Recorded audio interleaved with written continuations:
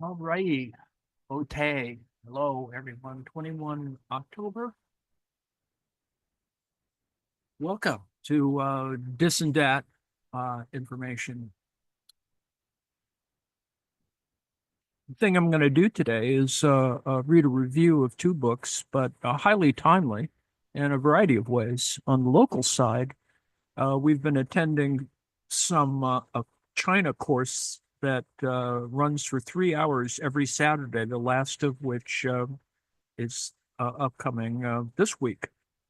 And it's the material is fairly easy to access and is actually very useful for those who don't know Chinese history that much, uh, particularly revolutionary history, post 1949 history, which is incredibly important for a lot of folks, and actually is um, even if you don't, it's not a field area for you. It's actually quite useful. And in fact, you can see the question sort of emerging simply from this review of two books by someone who is at the CSIS, which not the Canadian Secret Service, but rather the American Center down at Johns Hopkins, does a lot of Asian stuff. And this particular review is a good review because it's about some, at least one person who's fairly important to know their kind of place within the context of current history. Now, the reason I'm reading this is because one of the key features of Xi Jinping thought is this idea of socialism with Chinese characteristics, raising, of course, the important question for those of us not even in the diaspora of what's America with going to be in terms of socialism with American characteristics. Can you even ask that question? There are some articles on it, actually. It's actually worth pursuing because I think that's on some people's minds, whether you're more utopian or more pragmatist or more militant or less militant or pacifist or whatever. A worthy question, and a question actually that is a Chinese question in terms of what counts as those characteristics.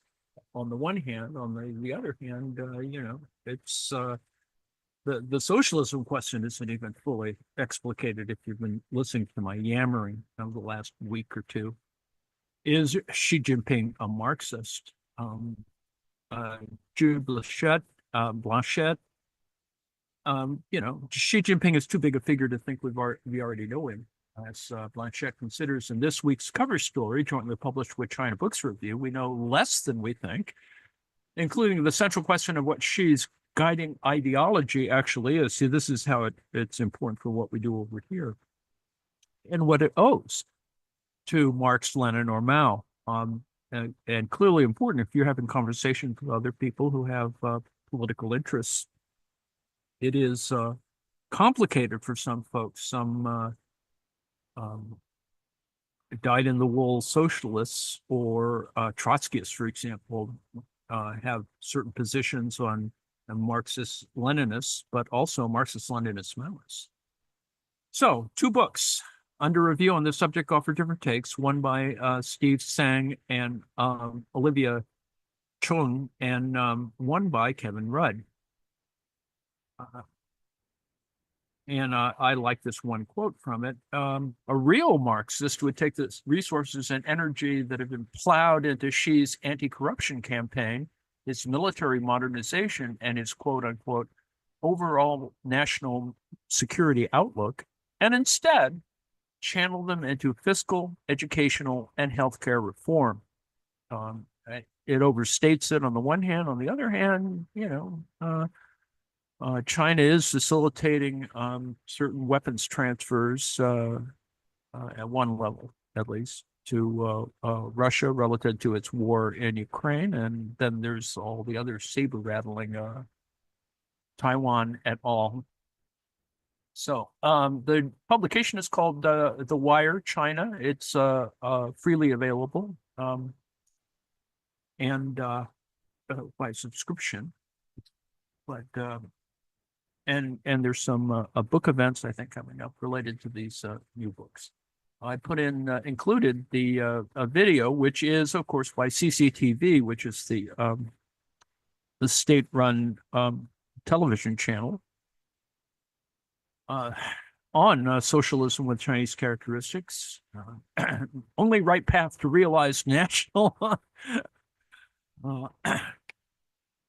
reunification. Anyway, it is a paradox that Xi Jinping remains an enigma, given that for the past 12 years, he's been the leader of the world's largest military, second largest nation by population size, second largest economy, and second largest political party. So all of those things are true. It is the world's largest military per capita by, force of arms and certain other things, but it doesn't have. We have more nuclear weapons, blah blah blah blah. So there's other contingencies. Xi's interactions with foreign leaders and other outsiders are highly scripted, leaving next to no space for spontaneous interactions. Little is known about his personal habits and interests. The circle he trusts for counsel is small and shrinking. In public appearances, he is controlled, measured, enigmatic. China and Xi's isolation during its draconian COVID lockdowns only exacerbated this trend towards impenetrability. But if we don't know much about Xi, the man, the same cannot be said about what Xi thinks. Here, his output has been prodigious, assembled and presented to the world beginning in 2017 as Xi Jinping thought on socialism with Chinese characteristics for a new era. It doesn't matter that the hundreds of speeches and commentaries with his name as the sole byline are produced with a sophisticated machine of propagandists and advisors. Each and every piece with his name attached carries his imprimatur. Xi wants China's political machinery and the Chinese people to know exactly what he thinks, for theirs is the burden of translating his ideas about economic development, military power, the structure of society and foreign relations into action. He wants the world to know what he thinks, for he sees global politics as a battle not only of influence and power, but also of ideas and narratives. And it is in that realm that Xi sees an opening to shape international perceptions of China, not just as a superpower, but as a global solutions provider. Xi wants the world to know what he thinks, for he sees global politics as a battle, not only of influence and power, but also of ideas and narratives. Synthesizing Xi Jinping's voluminous thought is the subject of two recent books, both published by Oxford University Press. Steve Sang and Olivia Chung's The Political Thought of Xi Jinping, January 2024, provides a balanced, brisk overview of Xi's ideas about governance, politics, and society. Ambassador Kevin Rudd's on Xi Jinping, How Xi's Marxist Nationalism is Shaping China and the World, October 2024, so it's just out, is more ambitious, seeking a macro thesis explaining Xi's overall political ideological project that centers Marxism, not just Leninism, in driving Xi's agenda and worldview. One of the first books to treat Xi's ideas seriously, as opposed to the many other titles that explore his family story, his tenure as general secretary, and his foreign and domestic policy, The Political Thought of Xi Jinping applied three concentric circles of sources to understand his underlying ideology. That is, Xi's oral and written remarks. Number two, the macro policy plans that have been promulgated on his watch, Belt and Road, etc., and an analysis of how Xi's vision has been implemented or not. Sang and Chung, both academics at the University of London School of Oriental and African Studies, SOAS, succeed in their concrete distillation of Xi's major political and policy priorities, including both his aspirations and his paranoia. While the authors harbor clearly articulated concerns about China's grand strategy under Xi, the text is more analytic than alarmist. Clinical in their language, they steer the reader through a crisp 210 pages, that's pretty crisp actually, that build a foundational understanding of Xi's expansive policy and political agenda since he came to power in late 2012.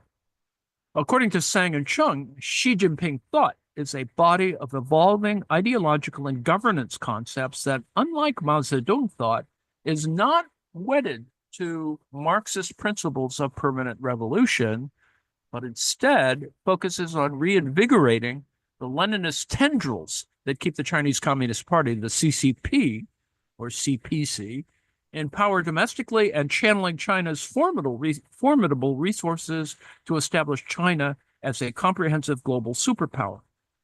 While the authors see Xi thought as deeply ideological, it is an ideology tied not to communism, but to serving the CCP.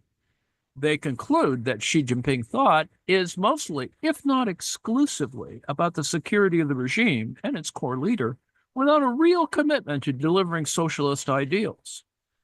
The elements in Marxist-Leninism central to Xi thought come not from Marxist teachings, but from the Leninist principles of organization, control, and discipline. And there's a little image here that is in Chinese and reads as follows. Under the leadership of the Communist Party of China and the guidance of Marxism-Leninism, Mao Zedong thought, Deng Xiaoping theory, the important thought of these three represents the scientific outlook on development and the Xi Jinping thought on socialism with Chinese characteristics for a new era. The Chinese people of all ethnicities will continue to adhere to the people's democratic dictatorship and the socialist road, persevere in reform and opening to the outside world, steadily improve socialist institutions, develop the socialist market economy, etc. It is worth lingering on this assertion for the question of where and how Marxism matters to Xi Jinping and the CCP he commands runs through both of these books. For Tsang and Chung, Xi's relationship to Marxism is complicated. While Xi's immediate predecessors, Hu Jintao and Jiang Zemin, paid lip service to Marx, the authors see the current General Secretary as seeking to graft a Sinified version of Marxism onto Leninism and nationalism. Like Mao, Xi wants to borrow from Marx while ignoring the elements of Marxism that don't fit with his governing philosophy. As Sang and Chung write, quote, to Xi, the essence of the ideology is Marxism-Leninism as appropriated by himself based on his understanding of Chinese history for use in the era he is ushering in for China. In other words, while its doctrines are essentially Marxist-Leninist, their meanings are based on Xi's interpretation, which is heavily laden with party-centric nationalism, unquote. There is no doubt that in an important sense, she draws deeply on the ideas of classical Marxism. Like prior CCP leaders, she sees not history, but history with a big H, a grand Hegelian sweep of events that moves inexorably towards progress with a big P. George Kennan captured this belief in an unpublished essay from 1947 on the role of ideology in Soviet foreign policy. Quote, it is in the light of ideology and in the language of ideology that Soviet leaders become aware of what transpires in the world. They think of it and can think of it only in the terms of Marxist philosophy. Their own education knows no other terms. Ideology, we must remember, provides the jargon of official Soviet life. And in that sense, it pervades all understanding and discussion of objective reality, unquote. George Kennan. The eventual triumph of the stated goal of the great rejuvenation of the Chinese nation is not a hypothesis for Xi. It is as inevitable as the dialectical march of historical materialism itself. For Xi, China's rise is not just a political goal, but a fulfillment of historical destiny, where the contradictions of global capitalism will be resolved in China's favor, leading to the nation's rightful place as a global leader in a new world order. when Xi Jinping speaks of China entering a new era, he draws not only from the legacy of periodization that has long defined traditional Chinese thought about the rise and fall of dynasties, but from the wellspring of Hegelian Marxism and its vision of historical progress. The new era, quote unquote, signifies a decisive break from the past, where China, under the leadership of the Communist Party, will resolve the contradictions of development both domestically and internationally. This is not merely a narrative of economic growth or national strength. It is a comprehensive ideological mission to transform China and the world around it. Xi sees himself as a key agent in this historical process, cementing the CCP's legitimacy not just as a ruling party, it is the ruling party, but as the ultimate custodian of China's historical trajectory. Like prior CCP leaders, Xi sees not history, but history with a big H, a grand Hegelian sweep of events that move inexorably towards progress. On Xi Jinping, Kevin Rudd has written the most comprehensive analysis of Xi to date, one that will set the bar for future studies of Xi's governing philosophy. Part of the richness of the book comes from Rudd's unique vantage point, having served as Prime Minister of Australia from 2007 to 2010, and again in 2013, its Foreign Minister from 2010 to 12, and now its Ambassador to the United States since 2023.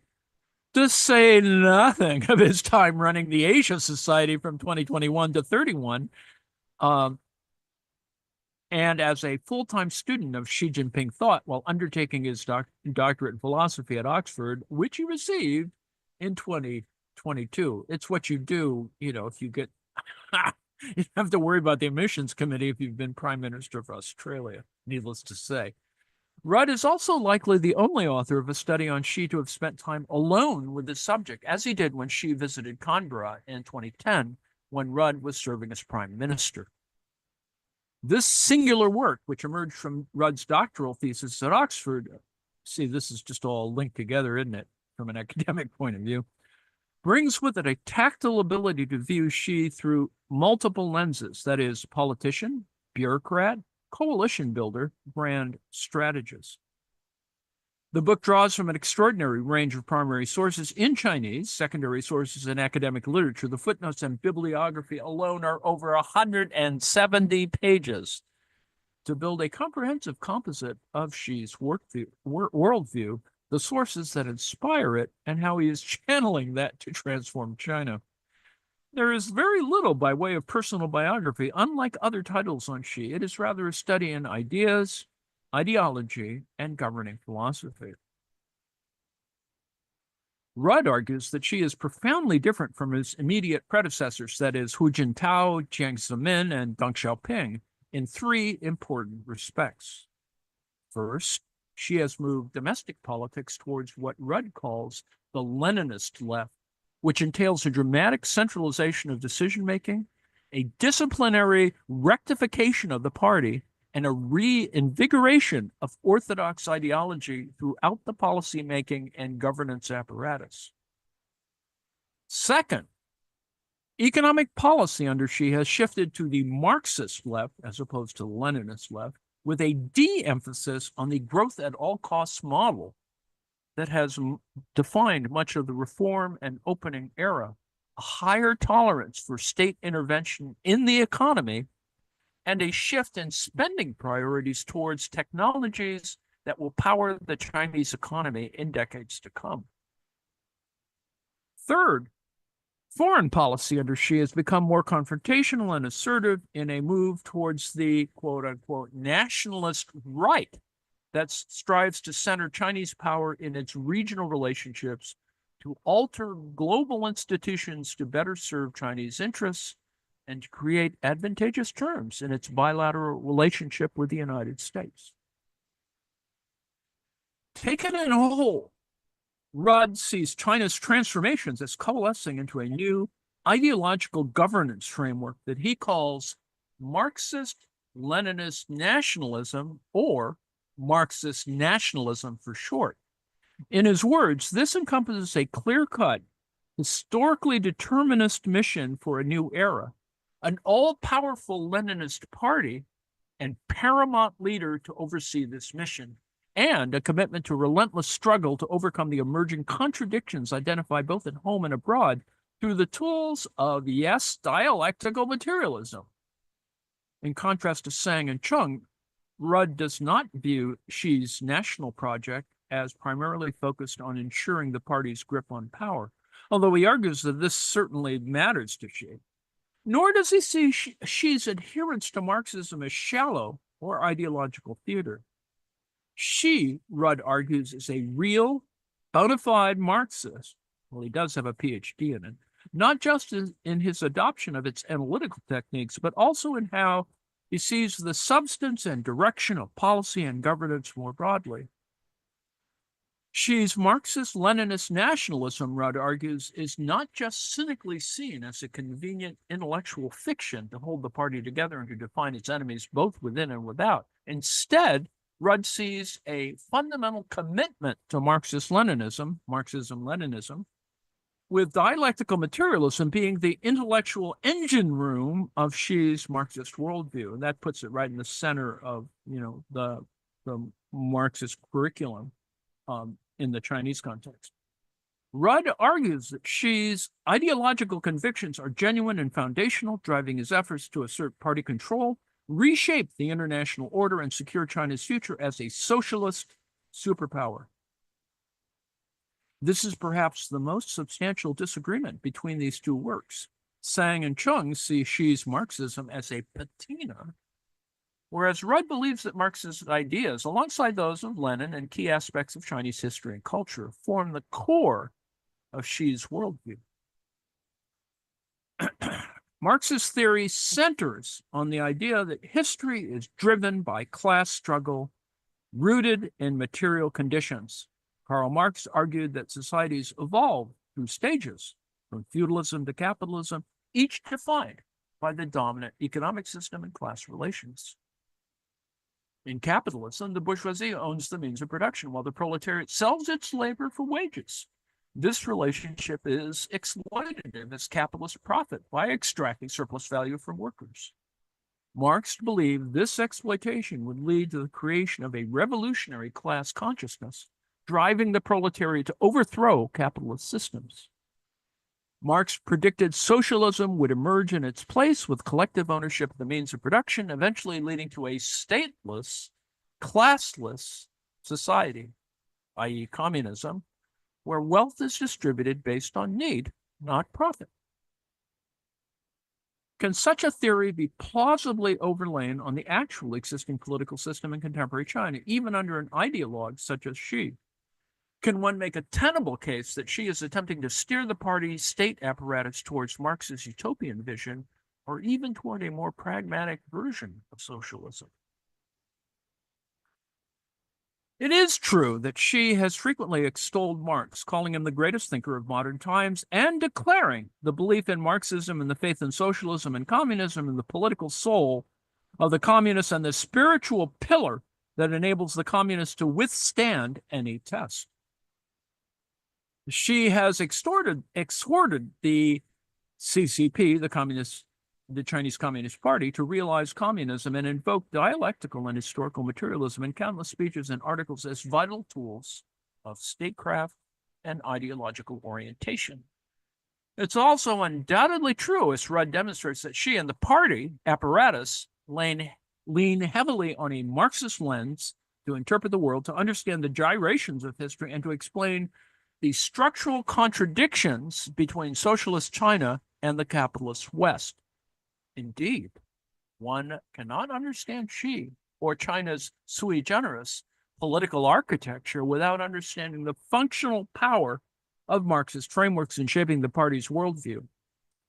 Just as the once open Russian and Chinese archives demonstrated that Soviet and Chinese leaders during the Cold War made key decisions based on ideology in addition to realpolitik, so too will future historians discover the extent to which Xi's ideological worldview drives his decision-making.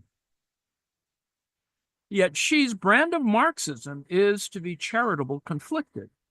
There is no doubt that Xi is hostile to free market capitalism and sees what he calls its final demise as the precondition for socialism's final victory. She has also revamped and redefined Chinese economic development model away from growth at all costs to one that purportedly will pursue a better quality of economic activity, including more equitable income redistribution, environmental stewardship, and the redistribution of capital towards the quote unquote real economy. That is, away from the financiers and real estate speculation and towards manufacturing and a genuine housing market. Xi's campaign to end absolute poverty through a targeted poverty alleviation. This was discussed in the TPF, the People's Forum class presentation.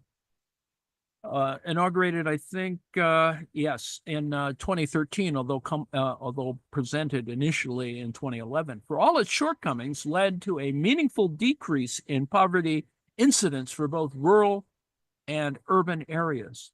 And his administration continues to push forward on hukou, that is rural registration reform, which remains a critical barrier to social improvement for vast numbers of migrant workers. This is actually very important because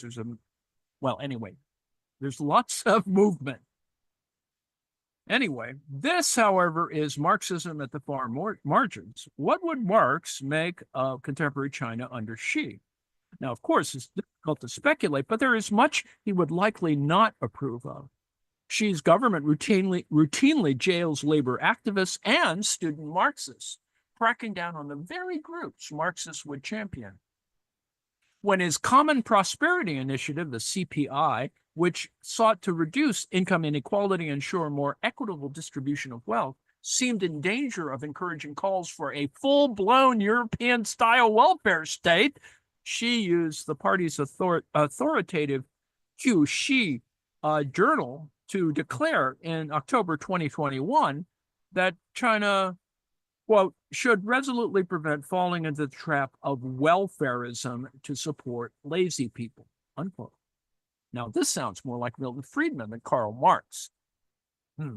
More than 3 years since Common Prosperity got its initial push, it has faded to the margins of policy discussion.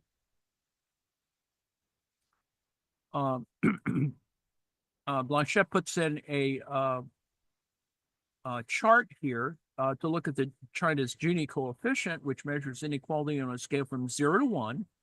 Higher values indicate higher inequality. And you can see that relative to the Gini coefficients, there has been increasing inequality in China.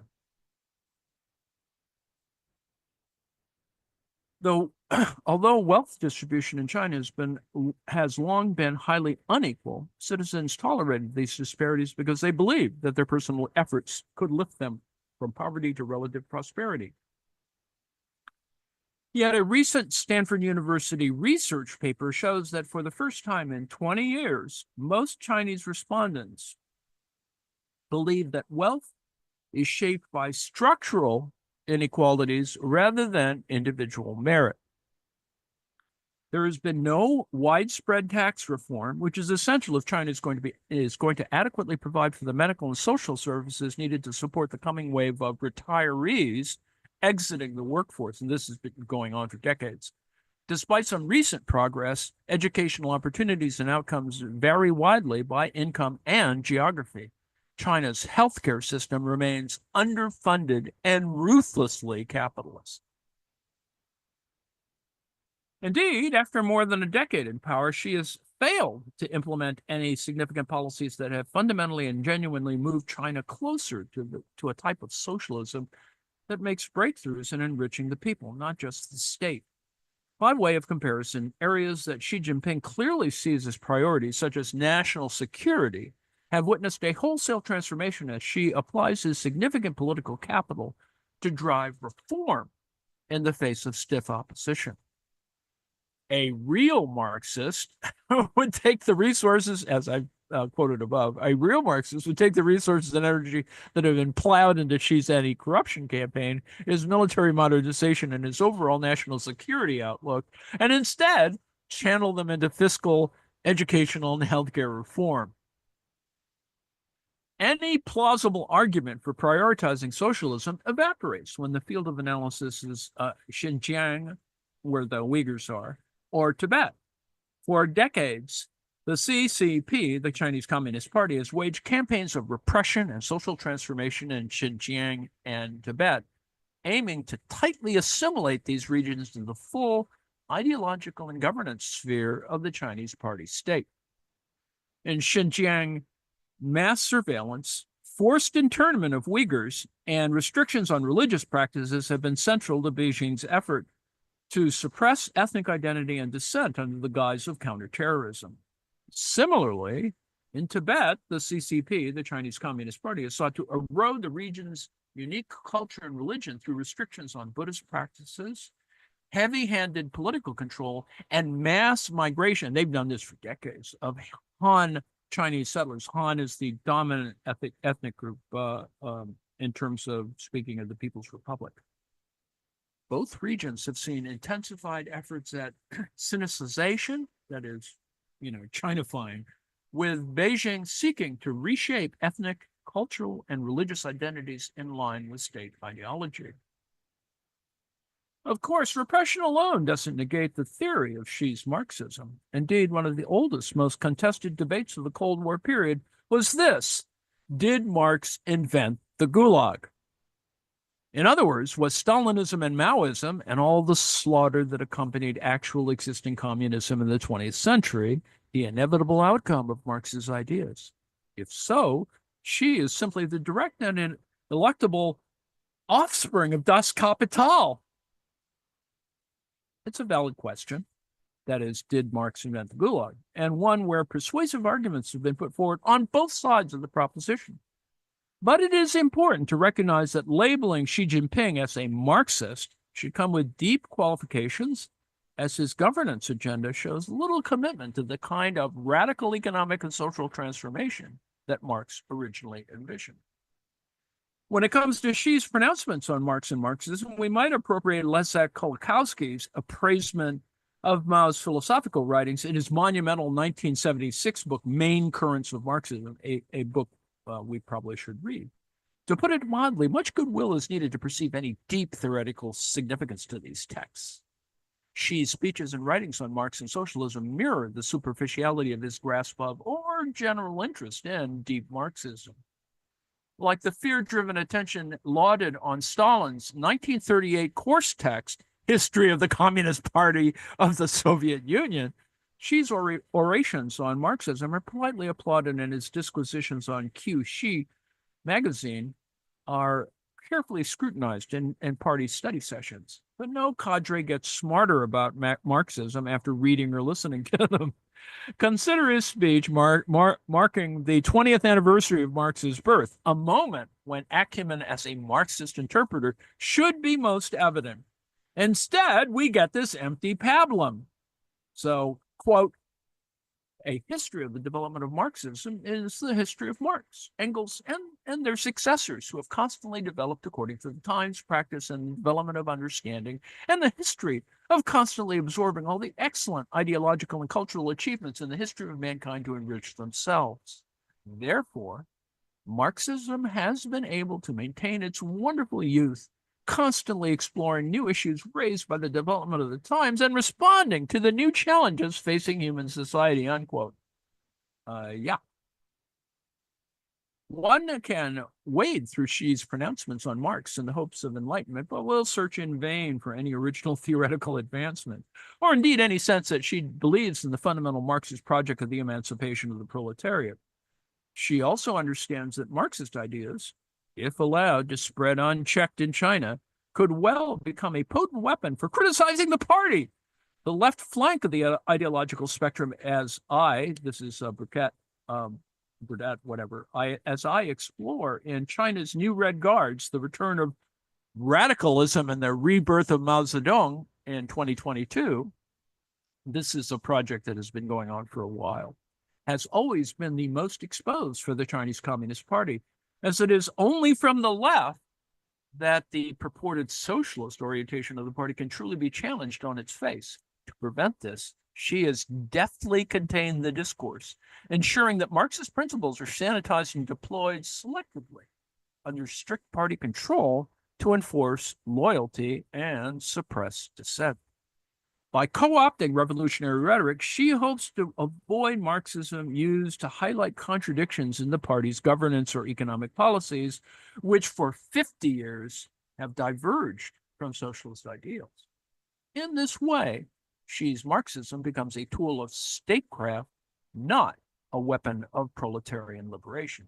Rather, with Xi, there is overlap with a critique of Stalinism that grew in the period around and after the Stalinist purges of the 1930s. What Trotsky called in the 1937 essay, the revolution betrayed. Just as Trotsky condemned state capitalism under Stalin for supporting unviable enterprises and perpetuating parasitic social strata, she calls for the nation's gargantuan state-owned enterprises, the SOE, the state-owned enterprises, to become stronger, better, and larger in their service of national greatness and the enrichment of the state, not the people's livelihoods. Likewise, the entrenchment of an ever more powerful party bureaucracy and organization under Xi has created what Trotsky condemned as the, quote, sole privileged and commanding stratum, unquote. In Xi's cult of personality, we see, as Trotsky did under Stalin, an increasingly insistent deification, which, with all of its elements of caricature, becomes a necessary element of the regime. Of course, there's no Trotsky in today's China, at least not one willing to publicly level the charge of betraying the revolution. There is dissent and private grumbling, but the security and surveillance tools at Beijing's disposal are too fearsome to ignore, and the consequence of open opposition are too high. Xi's version of Stalinism will likely lurch along until he voluntarily steps down, highly implausible, is unseated, unlikely, or more probably dies on the throne. If Xi Jinping thought is not a vision for a genuine socialist movement driving towards a communist utopia, what is it? Well, here, both Xi Jinping and the political thought of Xi Jinping are compelling, these two books are compelling in their description of Xi's adherence to Lenin. In its purest form, Leninism advocates a highly disciplined, centralized political party to lead the working class in overthrowing a capitalist system. He argued that spontaneous revolution from the masses alone would be insufficient. A small, ideologically committed elite must guide the revolution to prevent it from being co-opted or crushed by reactionary forces. Once in power, this party must suppress counter-revolutionary elements and begin building socialism by nationalizing industry, redistributing land, and establishing state control over the economy. All of this can only be made possible by the implacable discipline of the party apparatus. If Lenin had a foundational Marxism, it was articulated in this 1920 essay. This is sort of the high watermark in Leninism, if you will. The Bolsheviks could not have retained power for 2.5 months, let alone 2.5 years, without the most rigorous and truly iron discipline in our party. Talk to the Mensheviks. Mao Zedong had his own Leninist inclinations, but his path diverged sharply from Lenin's and thus from Xi's. While Mao initially embraced the idea of a disciplined vanguard party, his relationship with the Communist Party eventually fractured in the late 1950s and early 1960s. This is the rejection of the Great Leap Forward. In response, Mao turned against the very party he helped create, launching the Cultural Revolution and igniting chaos within the ranks. He sought to purge the party of perceived revisionists and counter-revolutionaries, believing that only through constant struggle and mass mobilization could the revolution stay alive. Mao saw revolution not as a one-time event, but as a continuous violent upheaval, often bypassing the party apparatus and appealing directly to the masses. Xi, on the other hand, has taken the opposite approach. His strategy centers on reinforcing the party's iron discipline and ensuring his absolute control over it. Rather than turning to the masses to challenge the party's authority, Xi has worked to instill loyalty within the party itself, purging those he views as disloyal or corrupt, but always under the banner of strengthening party unity and organizational power. For Xi, the party is not something to be questioned or overturned. It is the essential vehicle for maintaining stability and achieving national rejuvenation. While Mao ultimately went to war with his own party, Xi has doubled down on Lenin's vision of a tightly controlled, elite-driven organization, seeing it as the cornerstone of his political vision and the key to his long-term survival. Xi understands that Leninism provides a potent ideological framework for autocrats due to its inherent emphasis on centralized control, the suppression of political opposition, and the elevation of the party as the sole legitimate representative of the people and their collective will. Built on a principle of concentrated leadership, justified by the need to prevent counter-revolutionary forces from undermining the socialist project, Lenin created a structural pathway for dictatorial power. One can easily see the path from Leninism to Stalinism to Maoism to Shiism. Yes and no. But this is not Leninism for Leninism's sake, nor is it a continuous revolution to bring Marx's vision of communism to China or to realize heaven on earth. The true substance of Xi Jinping thought is how to direct Leninism at a policy agenda focused on building and wielding comprehensive national power. While Chinese leaders and intellectuals since the late 19th century have sought to restore China's central place in the international order, from Zheng Guofan and the self-strengthening movement, this is in the 20s, to Deng Xiaoping's reforms, Xi is employing a new toolkit. He leverages cutting-edge technology, state-controlled capitalism, and assertive foreign policy with an unprecedented focus on expanding China's influence across key global areas, like Africa, for example, and Belt and Road. Unlike his predecessors, who often adopted more cautious or internally focused approaches, Xi has mobilized far greater resources and directed the full machinery of the party towards strategic ambitions on the world stage. His methods, which blend Leninist control with modern economic, technological, and military prowess, represent a more aggressive and concentrated effort to reclaim China's historical stature with the long-term goal of challenging the current global power balance. That is the goal. Yet it is becoming more evident by the day that to achieve this objective, Xi is corrupting the machinery of effective governance like Stalin and Mao did before him. He has replaced pragmatism with paranoia, merit with loyalty, and debate with blind obedience. Governing institutions that once seemed to be serving the nation as a whole now serve one man's unrelenting pursuit of power for the party that he leads. Bureaucratic professionalism is giving way to fear-driven stagnation as officials scramble to stay in favor, not to solve governance challenges. The promise of a prosperous, harmonious society has been bartered for the promise of stability, security, and national greatness. Yet the price of pursuing these goals, paid in the currency of repression, continues to rise. The question is not just whether Xi will achieve his aims, but what will be left of China if he does. So you can see how that kind of works out. There was a book launch, and probably maybe it even in online. Jude Blanchett, he holds the Freeman Chair in China Studies at the Center for Strategic and International Studies, CSIS, in Washington. He lived and worked in China for more than a decade, most recently in the Conference Board's China Center in Beijing. Blanchett has written for Foreign Affairs, Foreign Policy, the Wall Street Journal, and others, and is author of China's New Red Guards, The Return of Radicalism, and The Rebirth of Mao Zedong, a book that probably could have been written a decade ago, actually. Anyway. Okay, that's my little yammering here, reading the whole review. It's in The Wire China. The links are there. It includes a video of, socialism with Chinese characteristics, and the only right path to realization, national realization, um, which is a common theme, and they haven't left that really. And that's the current Western interpretation, a kind of non-diasporic view, needless to say.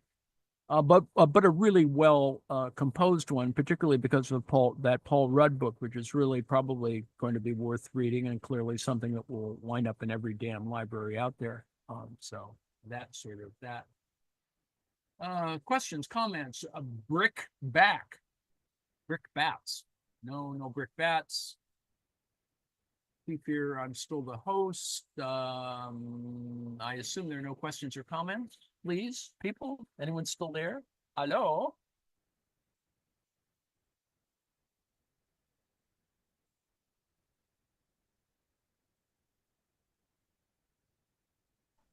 Well, I was just going to say the way Xi runs his government sounds a lot like the way a certain person in this country would like to run his government going forward.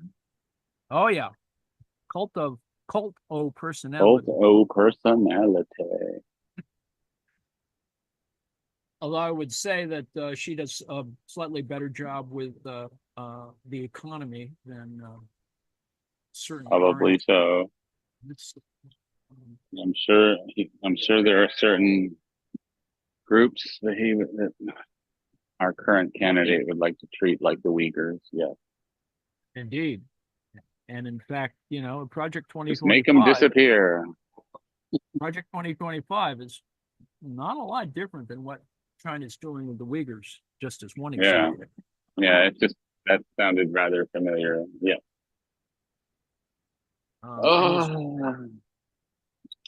And his Freedom Cities initiative is not that different, actually, when you think about it. Yeah, right. Anyway, so yes, autocracy is still there. So that's a key component of it. Thank you, James. Anyone else? I threw a few of my own comments in there, but pretty much this is a review of two pretty good books, and probably both worth reading, and they do represent different points of view. And Chinese studies is a problematic field, considering that the early version of it, of course, it had certain CIA, State Department components to it, since the Cold War, and since the opening of China, so to speak, the things are kind of different, and particularly in the global markets and other things that relate to, for example, money, currency. Who knows whether Xi Jinping really wants a stock market in China, because it really was a sort of manifestation of somebody else's idea. Several regimes ago. So that has a whole other interesting but problematic element relative to the Chinese central bank. But anyway, let's see what else. Oh, and military stuff. He actually has been purging people in the military. So there is a kind of streamlining of the military that's gone on. There have been several over the several years. There have been changes in the military structure that were actually pretty major. And so that's happened recently, relatively recently. So who knows what that means? I mean, the paranoid of us would say, well, he's cranking it up so that it'll take over Taiwan. Not a lot of, you have the same old, screwing around with, provocations, but, and the South China Sea. But I see that as not as serious, because it has too many moving parts, first of all. I mean, they're going to need a lot bigger fleet than they have now. It's not a war that's going to be fought with itty bitty frigates and 2 Chinese aircraft carriers against 10 or whatever. That ain't going to happen. Well, it'll happen. It'll just be over really fast. Kelly. Oh, Nate's hand is raised too. Did Nate already? Nate? Go ahead, Right. Kelly. That's fine. Oh, Go ahead. okay. Thank you. All right. Just I'm wondering about all of these chip manufacturers, these countless businesses, corporations that supply America with whatever we need. Um, are they state-owned or private? I'm not quite understanding It's a that. mix. It's a mix. Some Okay. are, some aren't. There are China has not gone through the same kind of conglomeration or centralization or monopolization that America or other capitalist countries have got. It's not quite as fluid. Um, they have oligarchs, Mm, but I would assert to you that it's not quite as well organized.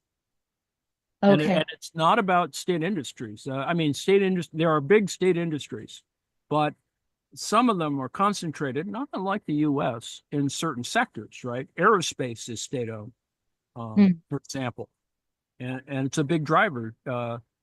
In fact, in America, probably we could do with having Boeing state-owned, but mm.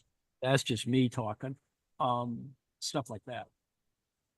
Okay. Does she have any um eyes on maybe taking over corporations in the future? Is that part of his grand plan, do you think?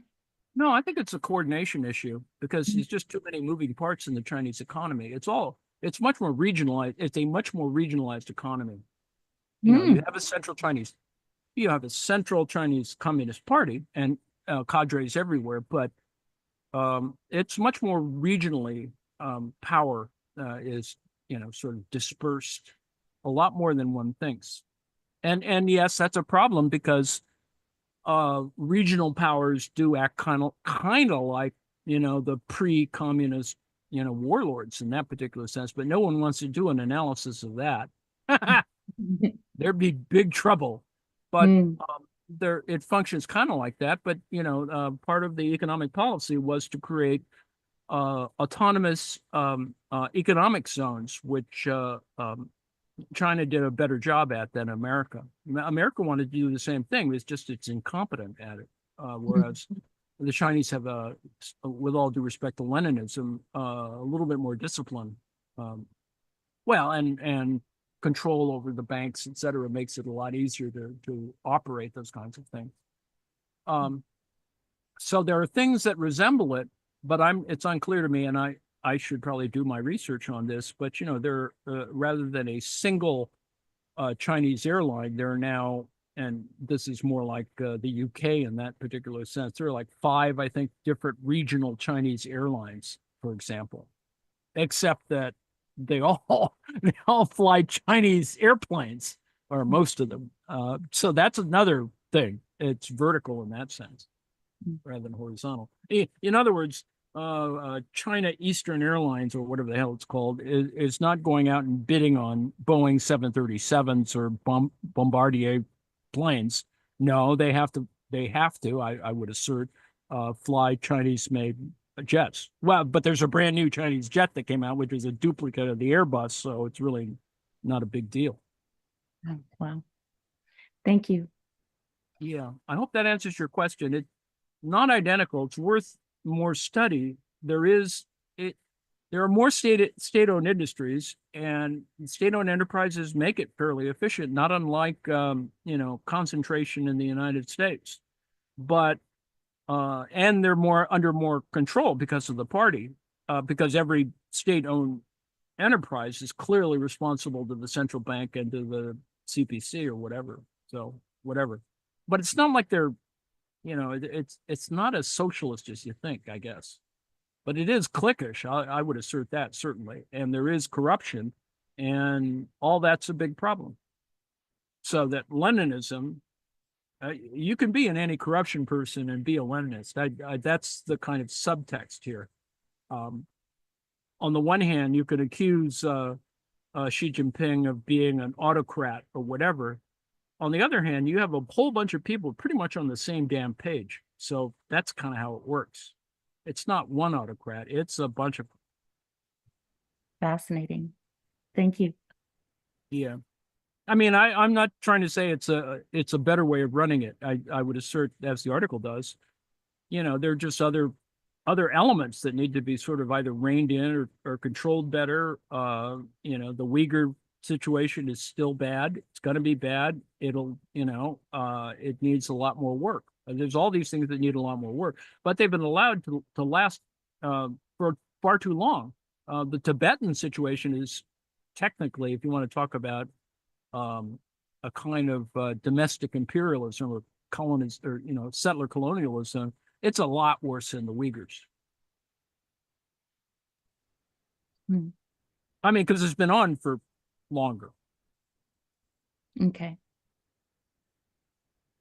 I just don't want to come off as being an apologist. The analysis is pretty good, except he's sort of like, I think generally a Western approach to this is assuming that there is, if one person is in charge, then one person is in charge. Well, no, I don't really think that. And it is more about the party than it is about one guy. Although he did do lots of things that were kind of necessary to sort of remind people that, the good old days are still, worth thinking about. That is, this entire body of stuff called Xi Jinping thought is that, self-engrand. It's his art of the deal. Whatever. Which may not be helpful, but if you read some of it, it really does, I don't think it's that different.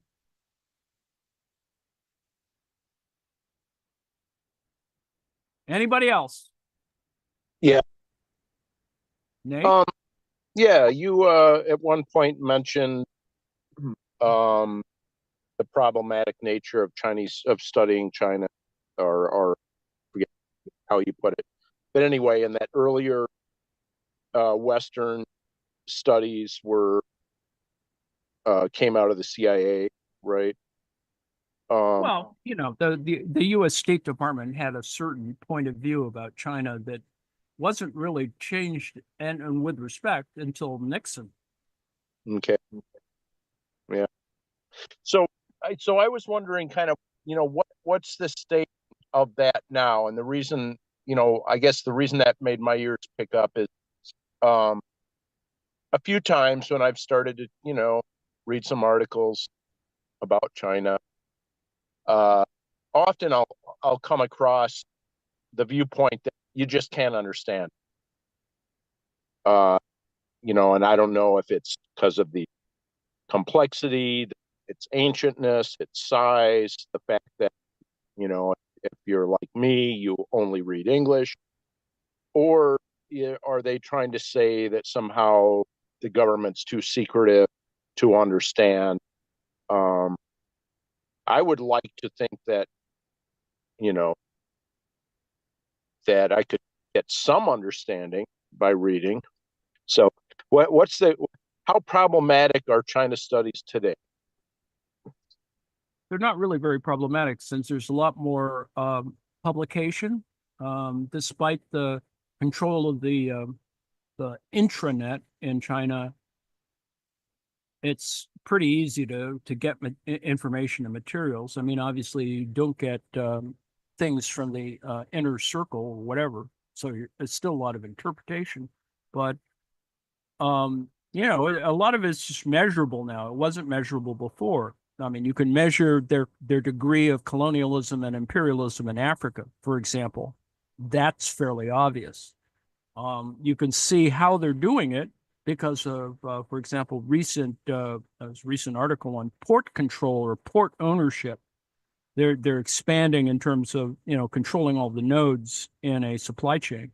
So I think stuff's fairly obvious now that they have to sort of get the stuff out there, which is what the problem was before, in the Cold War. But so I think things are more measurable on the one hand. On the other hand, it's tightly controlled, and some people are annoyed that it's not as democratic. And then, of course, if you're really nuts, you can build entire, quasi movements around resistance to China because it's bad or whatever, like the Epoch Times folks.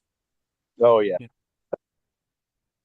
But yeah. Which, I mean, the history of China, you've had the similar kind of nuts who literally took over the country because they were, they suddenly decide that, well, everybody's got to be a Christian or something, it's just the same. It's the same deal. I mean, it's no different than, whatever it is, Constantine and the Romans, whatever. I mean, I really, truly don't think it's that different. It's just that you have, sleazier people behind it. What's his name? Miles Guo, throwing his money at a new liberated China, like the same idiots who exist in southern Florida. They're going to come back and take Cuba back. Well, yeah, so cool. Thank you. I really want to look into this, the node, the ports, the controlled ports thing. Curious about that. It's a good article. I think, what is it? It's either in The Economist or in the Financial Times, but it is a discussion of, you can just Google it. It's a Chinese control of ports, increasing control of ports. They've been, and the way they do that in Africa is to literally go in and they construct a whole brand new port. They have the means to do it, and other countries or whatever corporations are, they just, for X number of reasons, don't deal with it as well. Whereas Chinese come in, they co-opt the local economy, they do all the things you're supposed to do in, neocolonialism, and they sort of do it. Problematic. It's still colonialism as far as I can tell. Mm-hmm. So if you were looking for me to defend that practice, it's no, I was just curious. I don't think it's different than what the British did for port cities. So whatever. Yeah. Well, for once, I wasn't thinking ideologically. I was just curious. Well, no, it's worth looking at because it is pretty significant. I mean, it's because America is not supporting this effort, and with due respect, if we're going to have 250,000 troops all over the place, or however many 250 bases out there, we probably should be doing more about this. Yeah, I'm right off the bat. I'm seeing several articles on it. So yeah, looks like it's not hard to read about. Well, just to reflect back on this article, there is a kind of, cottage industry in China watching still. And it has all of these dimensions. And it's complicated because then you've got Hong Kong kind of, whatever, post Tiananmen Square stuff. And that's kind of complicated. And because that gets co-opted by those same Miles Guo folks, right? Oh, well, there's we have an inroad here. We'll be able to retake the country. Well, I don't think so. Well, it just always strikes me, again, I mentioned the size of the country, both in terms of geography, more importantly, population, and then its ancientness. The idea of these radical fast changes, it just seems, whatever direction, seems pretty unlikely. Well, it's just that with respect to China, and I think you get this impression if you look at enough stuff done in the West on the history of China, it's always the long game. Mm-hmm. Change isn't going to happen, maybe even within a century. Mm-hmm. I mean, even though you have a new government and blah, blah, blah, it's going to be another 75 years, probably, till something really. Right.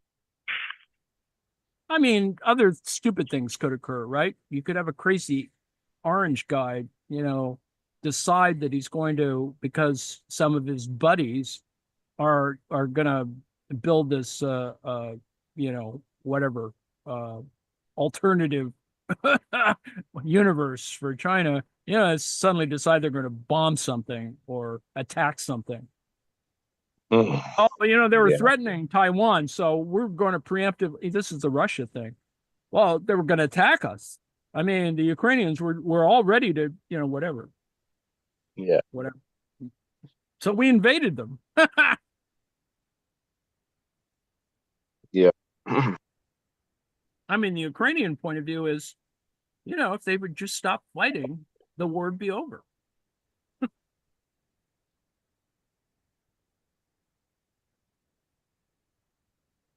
This is James. I had a comment about China and its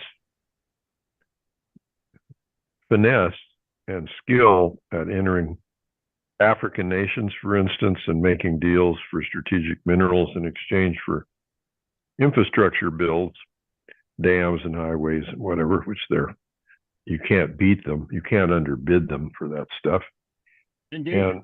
And they come into a country without this baggage of bad karma, like slavery and all the stuff that we bring with us whenever we go anywhere to work out any kind of deal. They go, well, yeah, we're looking at your history.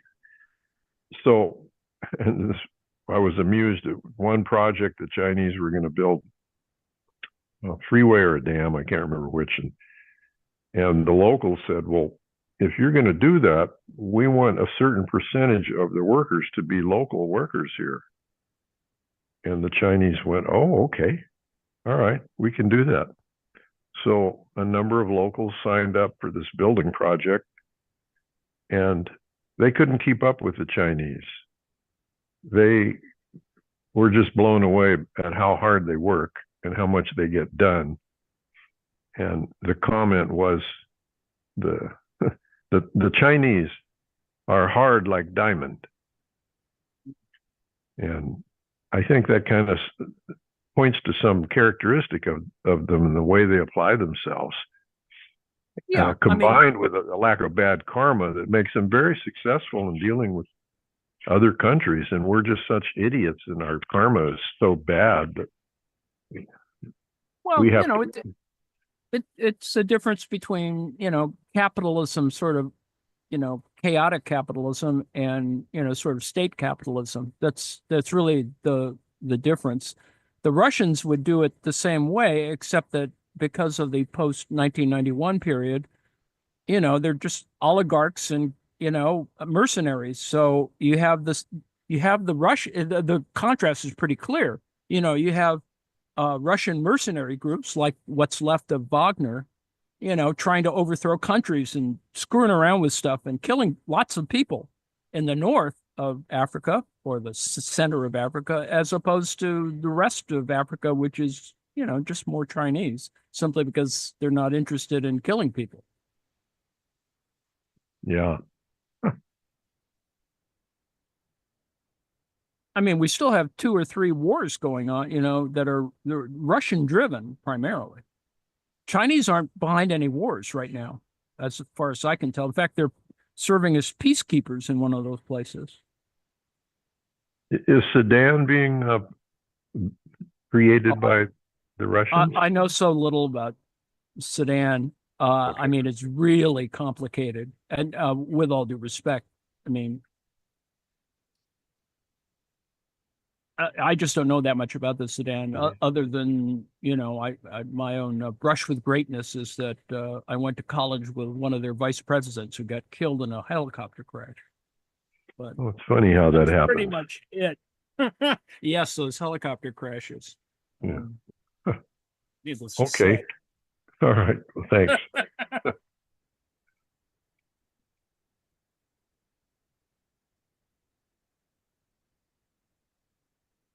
Anyone else? Brickbats, interventions, commentaries. I will stop the share and we can go back to